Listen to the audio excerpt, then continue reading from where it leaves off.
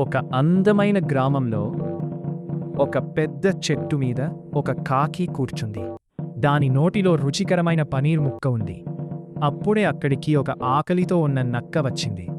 కాకి నోటిలో ఉన్న పనీర్ చూసి దాని నోట్లో నీళ్లు ఊరాయి. నక్క తన మనసులో ఇలా అనుకుంది, ఈ పనీర్ ఎలా అయినా నాకు కావాలి.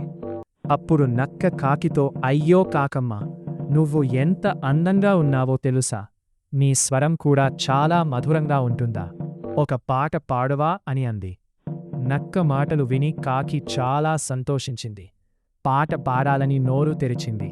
అప్పుడే పనీర్ కింద పడిపోయింది. నక్క వెంటనే పనీర్ పట్టుకుని తిన్నది. కాకి తన తప్పు తెలుసుకుని బాధపడింది. కొన్ని రోజుల తర్వాత అదే నక్క మళ్ళీ ఆకలితో తిరుగుతూ ఉంది. అదే చెట్టు మీద మళ్ళీ కాకి కనిపించింది. ఈసారి దాని నోటిలో రొట్టె ఉంది.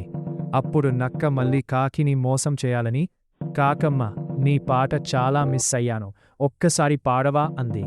ఈసారి కాకి తెలివిగా ఆలోచించింది, ఇది మళ్ళీ నన్ను మోసం చేయాలని చూస్తోంది అని అనుకుని వెంటనే రొట్టెను గట్టిగా పట్టుకుని ఎగిరిపోయింది. నక్క నిరాశగా అక్కడే కూర్చుంది. ఈసారి దాని ప్లాన్ పని చేయలేదు. నీతి: పొగడ్తలకు మోసపోవద్దు, తెలివిగా ఆలోచించాలి. ఇంకా ఇలాంటి మంచి కథల కోసం మా ఛానల్ని సబ్స్క్రైబ్ చేయండి.